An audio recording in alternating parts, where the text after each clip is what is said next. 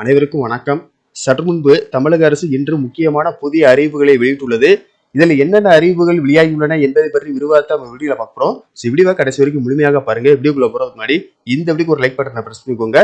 இப்பதான் அந்த சேனலுக்கு முதல் முறையா வரீங்கன்னா சப்ஸ்கிரைப் பட்டனை பிரஸ் பண்ணிக்கோங்க. வாங்க வீடியோக்குள்ள போகலாம்.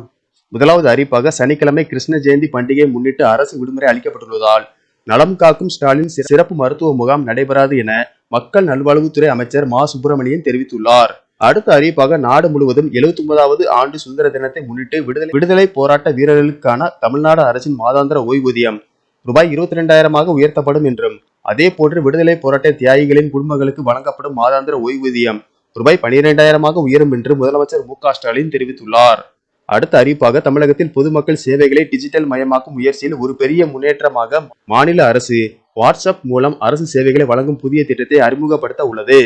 புதிய சேவையின் சிறப்பம்சமாக வாட்ஸ்அப் சாட்பாட்டை தமிழ் மற்றும் ஆங்கிலத்தில் பயன்படுத்தலாம்.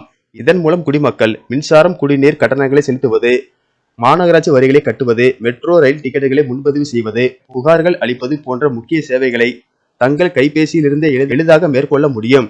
இனி இ சேவை மையங்களுக்கு செல்வதற்கோ பலமுறை அலுவலகங்களுக்கு நாடுவதற்கோ தேவையில்லை.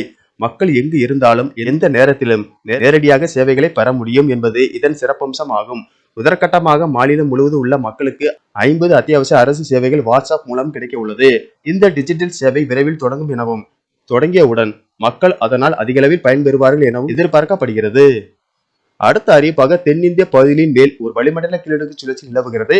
இதன் காரணமாக இன்று முதல் ஆகஸ்ட் 21ஆம் தேதி வரை தமிழகத்தின் ஓரிரு இடங்களிலும் புதுவை மற்றும் காரைக்கால் பகுதிகளிலும் இடி மின்னலுடன் கூடிய லேசானது முதல் மிதமான மழை பெய்யக்கூடும்.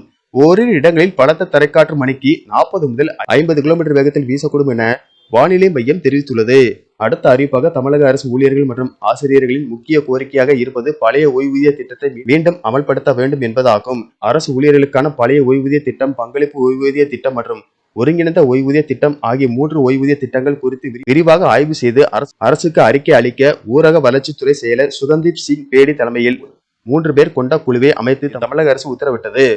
இதன் மூலம் அரசு ஊழியர்களின் ஓய்வூதியம் தொடர்பான கோரிக்கைகளை அரசு தீவிரமாக பரிசீலித்து வருகிறது. இந்த நிலையில் சமீபத்தில் செய்தியாளர்களை சந்தித்த ஊரக வளர்ச்சித்துறை அமைச்சர் ஐ. பெரியசாமி இது குறித்து கூறுகையில், பழைய ஓய்வூதிய திட்டம் குறித்த அறிவிப்பை முதலமைச்சர் விரைவில் வெளியிடுவார் என நம்பிக்கை தெரிவித்துள்ளார். நன்றி, வணக்கம்.